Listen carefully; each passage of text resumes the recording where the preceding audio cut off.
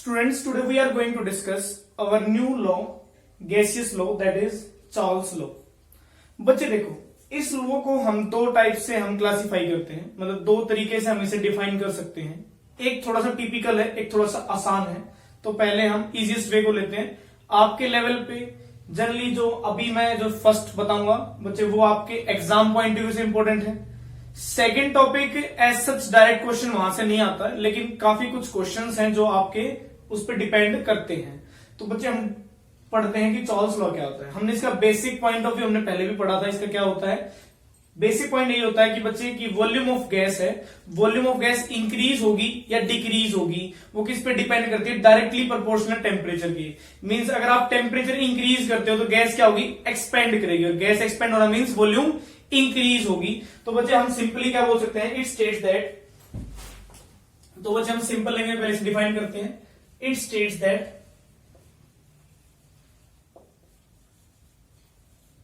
it states that the volume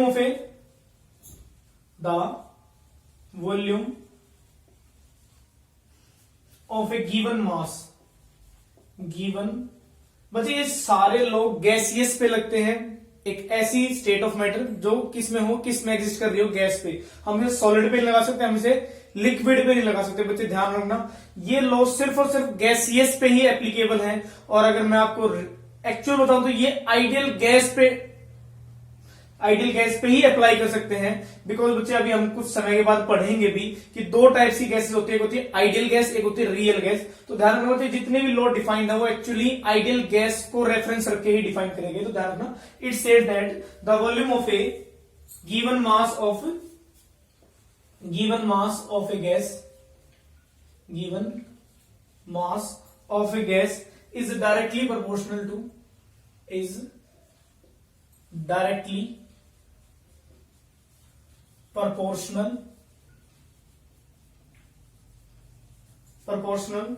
to the absolute temperature, proportional to the absolute temperature, absolute, ABSOLUTE, absolute temperature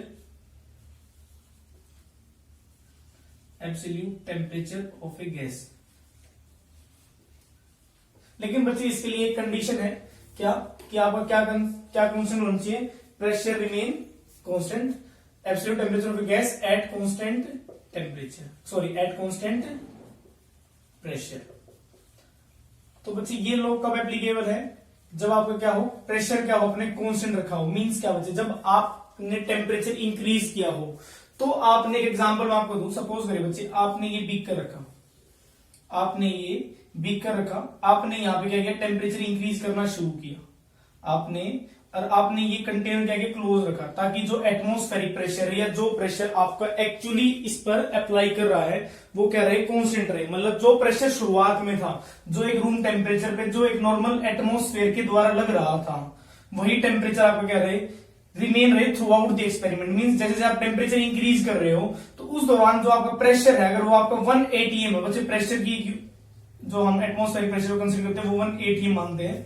1 atm means atmospheric. ये आपको first unit में मैंने समझाया भी था एक बार कि 1 atm या 1 बार, जो आपने प्रेशर शुरुआत में रखा वही प्रेशर आपको लास्ट टाइम रखना है। अगर आपने वो ज्यादा भी रखा तो कोई दिक्कत नहीं है, लेकिन वो प्रेशर आपका मेंटेन रहना चाहिए। तो मैंने क्या कहा कि प्रेशर क्या रखा, हमने कांस्टेंट रखा। आपने क्या किया, टेम्परेचर को क्या किया, इंक्रीज किया। आपने यहां से क्या किया, आपने यहां से हीट देनी शुरू करी। तो हमने क्या देखा, अगर सपोज करिए किसी टेम्परेचर पे अगर उसकी वॉल्यूम ये थी आपकी, मतलब किसी टेम्परेचर पे अगर उसकी V1 थी, तो इसने कहा कि अगर आपने टेम्परेचर T1 से T2 किया, आपने T1 से T2 किया, लेकिन ये इंक्रीज था, तो इसने यही कहा कि वॉल्यूम भी क्या होगी आपकी, इंक्रीज होगी। मींस वो V1 से कहां चला जाएगी, आपकी V2 चला जाएगी। तो मतलब क्या कह सकते हैं हम इसको कि V2 is greater than V1।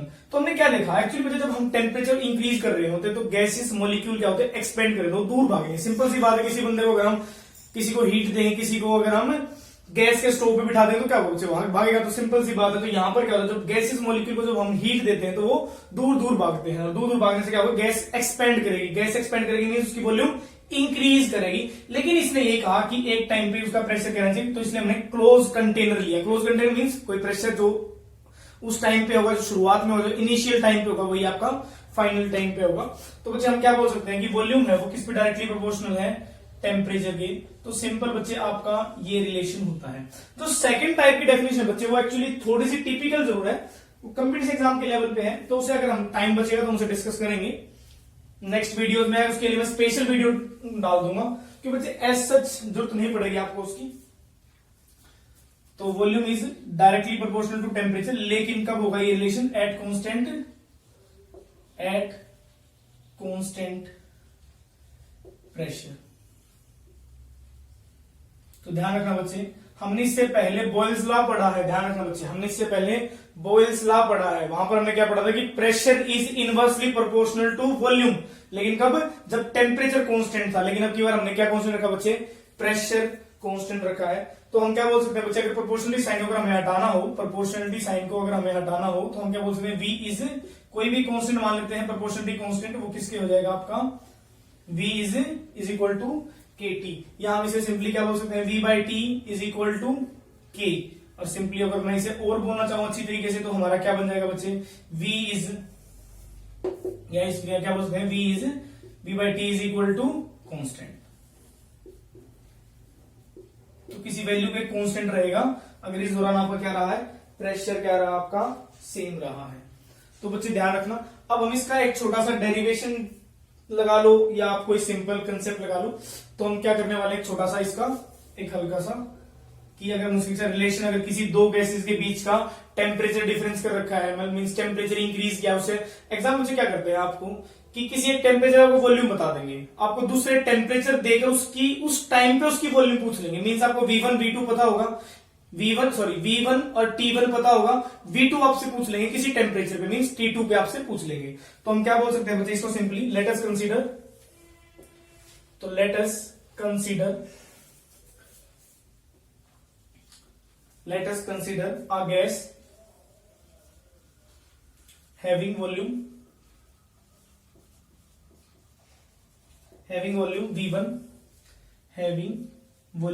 V1 at temperature T1,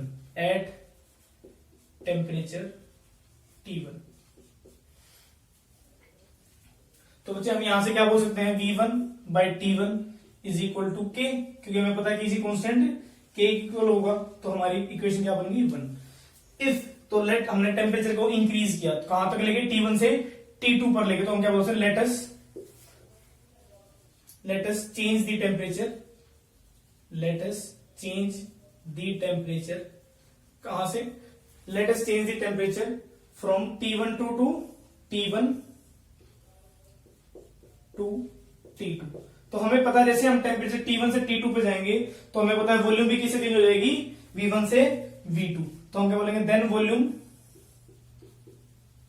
volume changes from V1 to V2। तो हमारी जो इक्वेशन होगी बच्चों वो क्या बनेगी, नई इक्वेशन जो हमारी बनेगी वो क्या बन जाएगी हमारी, देयरफॉर हमें क्या पता है हमारी इक्वेशन क्या बन जाएगी, V2 by T2 is equal to K। तो ये सेकंड इक्वेशन है। अब हम कंपेयर करेंगे सेकंड, लेट अस, तो कंपेयरिंग 1 and 2, ऑन कंपेयरिंग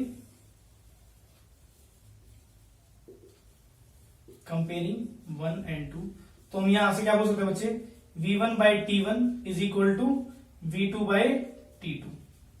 तो एक रिलेशन हमारा बच्चे ये आ गया जो हमारे न्यूमेरिकल्स में काम आएगा। इस दौरान बच्चे जो आपको ध्यान रखने, नोट करने वाली बात है, पूरी केमिस्ट्री में बच्चे ध्यान समझना, बच्चे पूरी केमिस्ट्री में आपको अगर कहीं भी कंफ्यूजन हो कि आपको टेम्परेचर सेल्सियस में रखना है या केल्विन में रखना, तो बच्चे कोशिश करिए, कभी दिक्कत नहीं आएगी, टेम्परेचर को हमेशा आप केल्विन में रखिए। तो आपको क्या पता है, टेम्परेचर आप किसमें रखोगे बच्चे, केल्विन में। और कैसे निकालते हैं टेम्परेचर केल्विन में, कैसे निकालते हैं बच्चे, आपका टेम्परेचर केल्विन निकालते तो हम कैसे निकालते हैं, डिग्री सेल्सियस को किसमें कन्वर्ट कर देते हैं हम, डिग्री सेल्सियस को हम केल्विन में कन्वर्ट कर सकते हैं। कैसे बच्चे, इसमें 273.15, बच्चे देखो 273.15 एक्चुअली एक एब्सोल्यूट जीरो पे, एब्सोल्यूट जीरो टेम्परेचर माना गया बच्चे। अगर आपसे पूछे एब्सोल्यूट जीरो टेम्परेचर क्या है, तो आप ये बोल सकते हो कि हम ये मानते बच्चे, एक्चुअली देखो बताऊंगा मैं आपको, हम ये मानते कि -273.15, ध्यान समझिए बच्चे, -273.15 डिग्री सेल्सियस, ध्यान दीजिए बच्चे, डिग्री सेल्सियस पे, इस टेम्परेचर पे हम ये मानते हैं किसी भी गैस की जो वॉल्यूम होगी, किसी भी गैस की जो वॉल्यूम होगी वो क्या हो जाएगी, जीरो। तो इसी टेम्परेचर को हम क्या बोलते हैं, एब्सोल्यूट जीरो टेम्परेचर। तो आपसे एग्जाम में कई बार पूछ जाता है what is absolute zero temperature, तो हम ये बोल सकते हैं कि द टेम्परेचर एट विच, वो कौन सा temperature, that is -273.15 degree Celsius at which the volume of the gas become zero. तो उसे हम एब्सोल्यूट जीरो, इसे हम अलग से डिस्कस कर लेंगे इस डेफिनेशन को भी। तो अभी फिलहाल के लिए आप इसे नोट करें। तो टेम्परेचर आप कोशिश करिए हमेशा किस में लीजिए, केल्विन को। मींस अगर आपको सेल्सियस में दिया गया तो आप उसे कन्वर्ट करिए। और एक थोड़ा सा सिंपल हम डेसिमल 1.5 डेसिमल 0.15 एक्चुअली आपकी कैलकुलेशन में थोड़ी दिक्कत कर सकता है, आपको कैलकुलेशन में थोड़ी प्रॉब्लम आ सकती है। तो आप सिंपल ही, अगर आपको कभी प्रॉब्लम हो तो एक अप्रोक्सीमेट वैल्यू आप सिंपल, आप जो आज तक पढ़ते हैं उसके अंदर ऐड कर दो, 273 ऐड कर दो, तो आपको जो टेम्परेचर होगा वो केल्विन में कन्वर्ट हो जाएगा। अगर बाय डिफॉल्ट आपको पहले से ही केल्विन में दे रखा है, आपको पहले से ही क्या है किसमें केल्विन, तो उसको कन्वर्ट करने की कोई जरूरत नहीं है। तो बच्चे अब हम डिस्कस करते हैं धीरे धीरे इसके ग्राफ। ठीक है बच्चे, अब हम डिस्कस करते हैं क्या, इनके ग्राफ्स को। आपको एग्जाम में पूछ जाए ग्राफ क्या होते हैं। ग्राफ एग्जाम में कई बार आता है वॉल्यूम वर्सेस टेम्परेचर का ग्राफ बताओ। एग्जाम में 1 नंबर में आ सकता है give the graph for volume versus temperature. तो सिंपली आपसे पूछ सकते, तो आपको पता है कि वॉल्यूम और टेम्परेचर कौन रिलेट करता है, चार्ल्स लॉ। और चार्ल्स लॉ क्या बताता है हमें, V is directly proportional to temperature. और बच्चे आपको आइडिया होगा, अभी हमने डिराइव किया था, तो हम इसे ऐसे कर सकते हैं। तो आपको पता है y is equal to mx plus C. तो ये c क्या होता है बच्चे आपका, c आपका होता है बच्चे इंटरसेप्ट।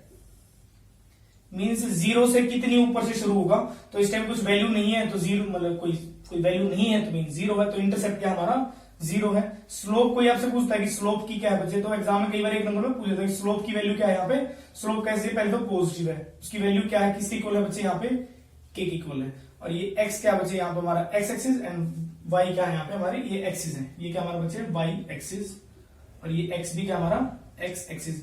होप ये कुछ लेवल्स पे आपको मैथ में ही पढ़ाया जाता है, वैसे तो ये पता नहीं मुझे, तो खैर ज्यादा आइडिया नहीं, शायद ये आपको 12th क्लास में मैथमेटिक्स में शायद आपसे डील किया जाएगा आपके साथ।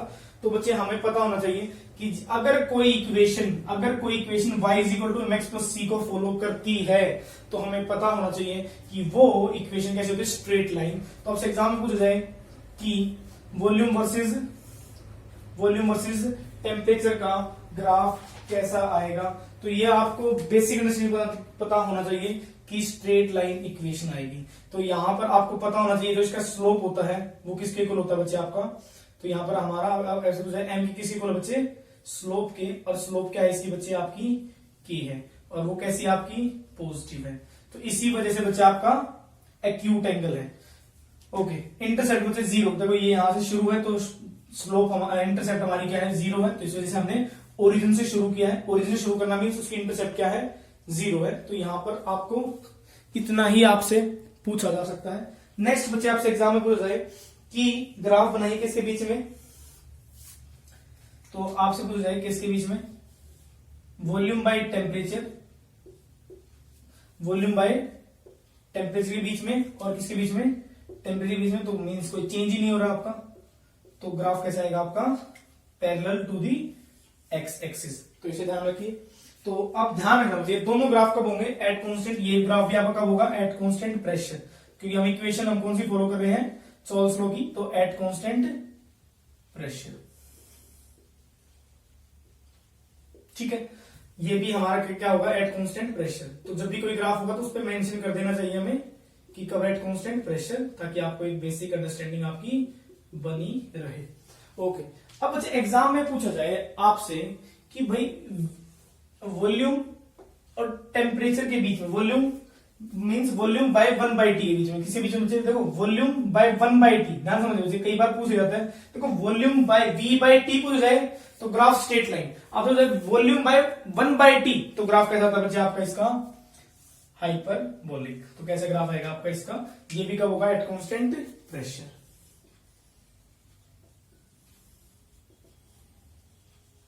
ध्यान रखिए बच्चे, एक बेसिक अंडरस्टैंडिंग मैं आपको बता देता हूं, कहीं ना कहीं अगर किसी के इनवर्स में आ जाता है। अगर पावर क्या हो, इनवर्स में -1 हो, तो ग्राफ आपका ऐसे ही आता है। ध्यान रखना इसके अंदर। मीन्स इसको हम क्या बोलते हैं, 1/v/t। और हमें पता है ये रिलेशन कैसा है, इनवर्स रिलेशन है। तो इनवर्स रिलेशन आपका हाइपरबोलिक आता है। ये आपके मैथ में ही आता है, मैथ से रिलेटेड टॉपिक है। तो बच्चे आप डिस्कस करते हैं हमारे फर्स्ट क्वेश्चन को। 2 क्वेश्चन है बच्चे बोर्ड पे, 1 बाय 1 डिस्कस करते हैं। तो बच्चे क्या बोला इसने कहा कि एक शिप है जो सेल कर रही है, तो चल रही है कहां पर, आपकी पैसिफिक ओशियन में। हमें इस डाटा से कोई मतलब नहीं कि वो कहीं चले, वो पैसिफिक ओशियन में चले, वो इंडियन ओशियन में चले, वो कहीं चले, हमसे कोई मतलब नहीं है। ठीक है, तो ये डाटा सिर्फ एक कहानी बनाने के लिए दी जाती है। आपको सिर्फ ये देखना है कि हमें क्या दिया गया, हमारे काम की क्या वैल्यूज हैं, कौन कौन सी वैल्यूज हैं, किस टाइम पे किस टाइप से हमें काम आने वाली। तो इन्हें कहा कि एक शिप है, मीन्स आप एक बोट लगा सकते हो। एक बोट है जो आपकी पैसिफिक ओशन में चल रही है, लेकिन उसने बोला कि पैसिफिक ओशन का टेम्परेचर, देखो बच्चे यहां से काम शुरू हो गया। इन्होंने कहा कि जो टेम्परेचर है वहां पर कितना है, 23.4 डिग्री सेल्सियस।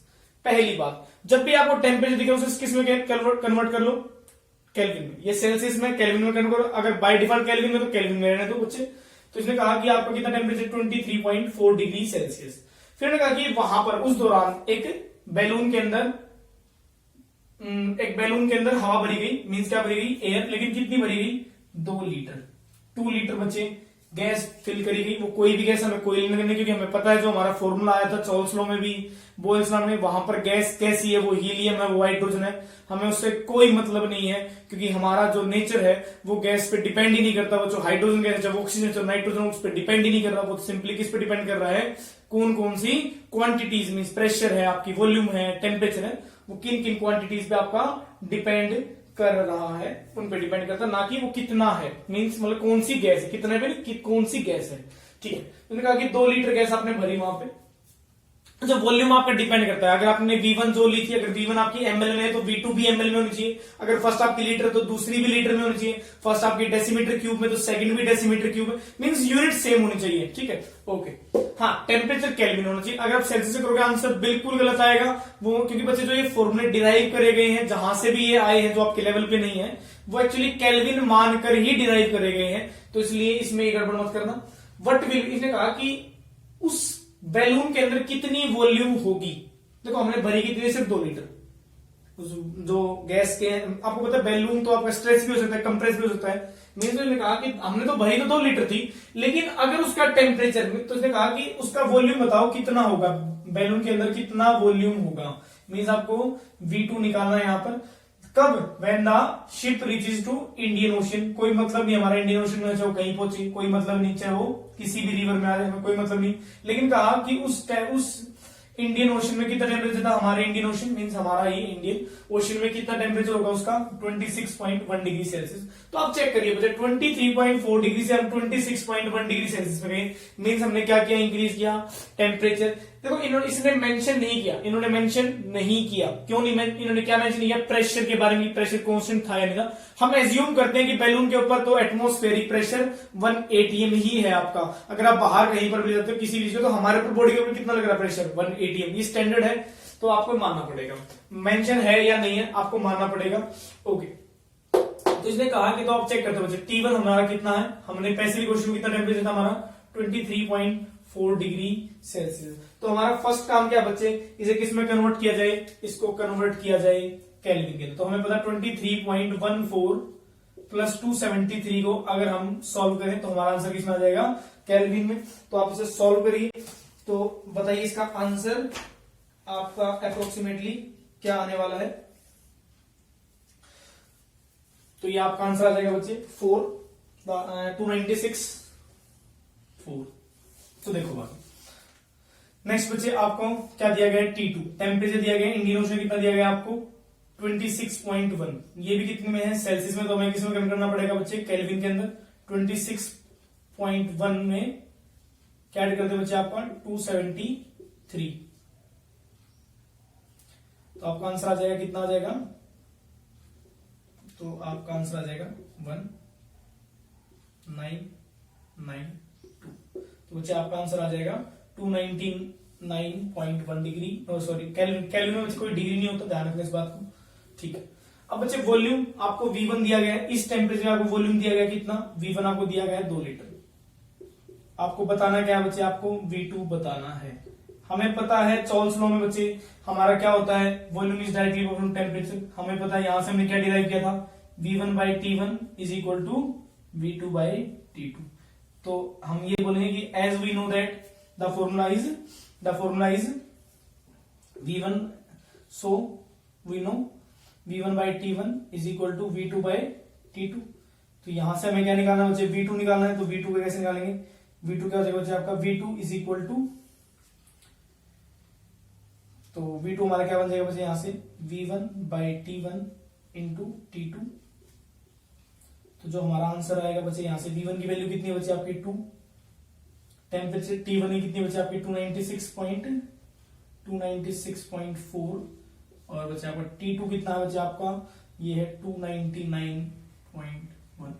इसे सॉल्व करिए, आपका आंसर आ जाएगा। जो आपकी वॉल्यूम पहले थी तो करीबन जो आप इसे सॉल्व करोगे तो आपका आंसर आएगा 2.018 लीटर्स।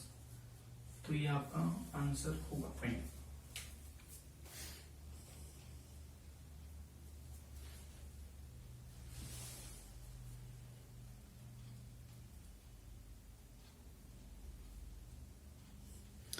तो नेक्स्ट क्वेश्चन बच्चे, नेक्स्ट क्वेश्चन देखते हैं क्या है आपका। नेक्स्ट क्वेश्चन बच्चे, what is the increase in volume. आपको पता है कि कितना वॉल्यूम इंक्रीज हुआ। बच्चे कुल मिलाकर हम पहले समझिए, जब भी ऐसे क्वेश्चन में लिखा होता है इंक्रीज इन वॉल्यूम मींस क्या होता है बच्चे, आपसे पूछ रहे कि शुरुआत में सोच के देखिए बच्चे आपके पास 20 रुपए थे, बाद में ये 50 रुपए हो गए, मैं आपसे पूछता हूँ कितना इंक्रीज हुआ आपका, तो आप क्या बोलते हो 30। तो आपको आंसर 30 देना, ना कि 50। आप बच्चे 50 तक आंसर देंगे चुप हो जाते हो, आपका आंसर क्या आएगा 30। इंक्रीज पूछा, कितना इंक्रीज हुआ, तो इस बात को आप ध्यान रखिए जब भी आप क्वेश्चन को सॉल्व करें। तो अब देखो बच्चे, इन्होंने कहा कि कितना इंक्रीज वॉल्यूम होता है कब, जब किसी टेम्परेचर पे 800 ml एयर हो, 800 ml, और कब थी वो 26 डिग्री सेल्सियस। मतलब कितना इंक्रीज होता है अगर 27 डिग्री सेल्सियस टेम्परेचर पे 47 मींस आपने T1 कितना रखा बच्चे 27 डिग्री सेल्सियस, और इसे अगर केल्विन में कन्वर्ट करो तो कितना आ जाएगा करीबन 27 प्लस 273 कितना हो जाएगा बच्चे आपका, ये आपका करीबन हो जाएगा बच्चे आपका 300 केल्विन। नेक्स्ट देखो बच्चे T2 कितना दिया बच्चे आपको 47 प्लस 273 कितना होगा बच्चे आपका 300 करीबन 280, और ये आपका हो जाएगा 320 केल्विन। ठीक है, आपको बोला कि T1 पे कितना टेम्परेचर, कितनी वॉल्यूम है बच्चे, V1 कितनी है आपकी 800 ml। आपको इसको लीटर में कन्वर्ट करना करिए, कोई दिक्कत नहीं मुझे, लेकिन तो आपका आंसर भी जो आएगा वो किस में आएगा लीटर में। आप ml में तो जो आपकी V2 आएगी वो किस में आएगी बच्चे, V2 आपको निकालनी है, V2 पहले निकालते फिर इंक्रीज निकालेंगे। तो क्या आंसर आ जाएगा आपका, तो यहां से आपको पता है V1 by T1 is equal to V2 by T2। तो यहां से क्या आंसर आया बच्चे आपका, V2 क्या बनेगा बच्चे आपका V1 by T1 into T2। तो यहां से क्या आया बच्चे आपका,